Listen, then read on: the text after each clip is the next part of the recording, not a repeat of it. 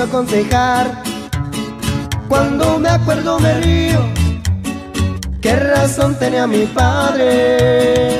Se marchaba por un tiempo para arrimarnos la comida, lo que él hacía por nosotros mi madre lo comprendía.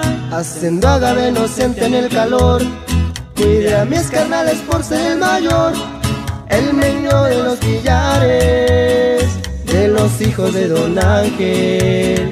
Mi madre siempre nos cuidó con amor, mi padre fue un campesino agricultor. La nobleza y el respeto el viejo nos inculcó.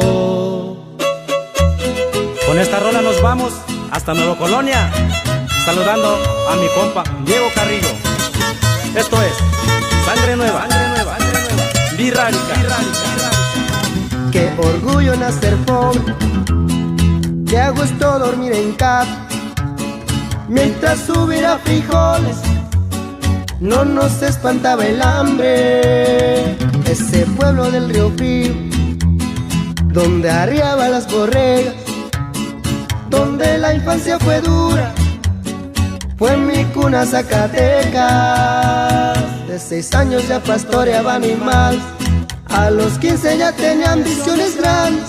La fábrica de metales nos hizo un pacto de sangre, nos hicimos tropezón a tropezón.